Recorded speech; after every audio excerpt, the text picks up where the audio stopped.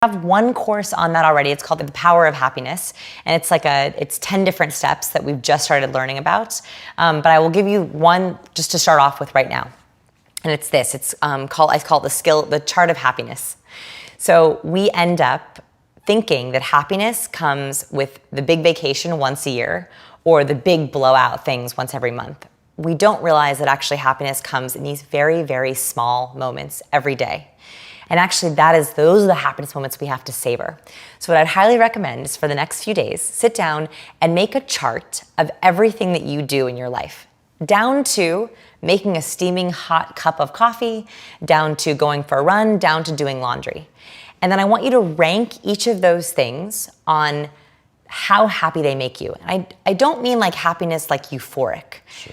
I mean like happiness like content with your life.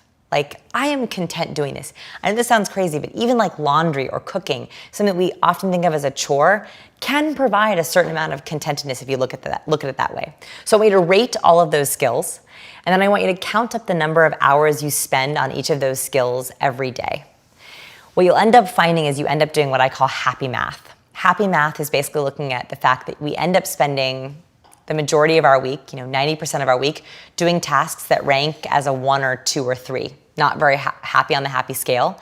And we end up having these really small once a week moments where we're actually happy. But really they're these small little moments. It's having that amazing cup of coffee or taking in your view from your window or whatever, these little small things.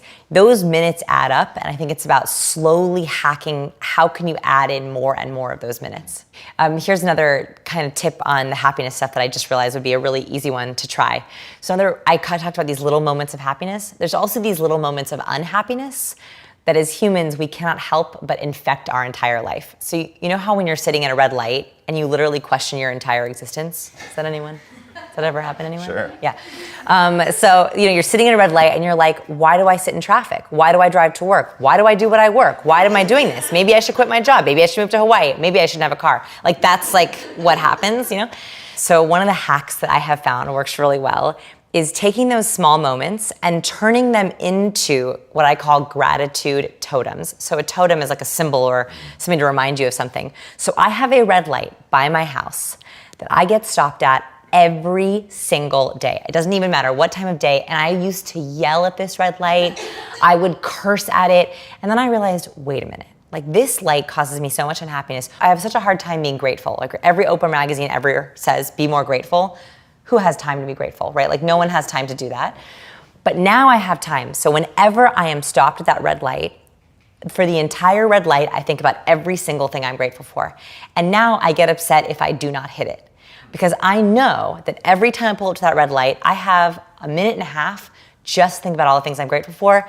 Check, I got my gratitude off. I feel nice and good.